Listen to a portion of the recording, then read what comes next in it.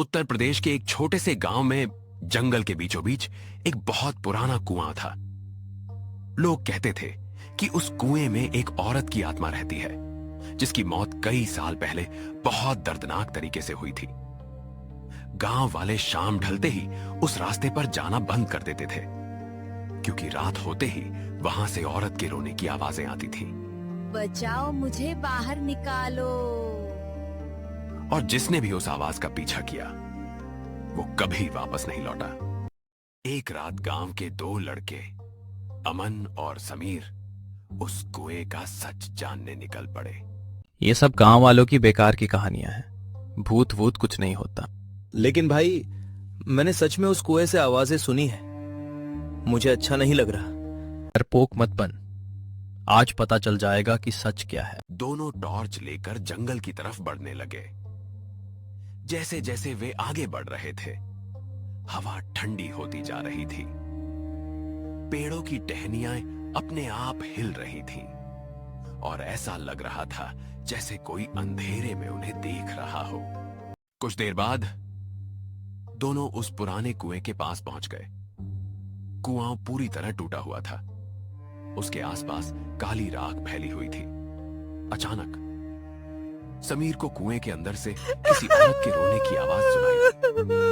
औरत की आवाज, बचाओ, मुझे बाहर निकालो। मुझे बाहर निकालो।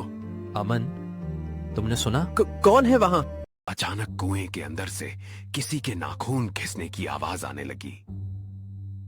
खर्र, खर्र। और फिर धीरे धीरे एक औरत कुएं से बाहर निकलने लगी। उसके लंबे काले बाल जमीन पर घिसट रहे थे। उसका चेहरा पूरी तरह जला हुआ था और उसकी आंखों से खून बह रहा था।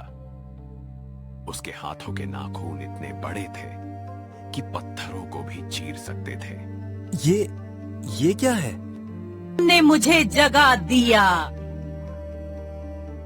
कोई बचाओ। अचानक चुड़ैल की गर्दन 180 डिग्री घूम गई। उसकी डरावनी हंसी पूरे जंगल में गूंजने लगी।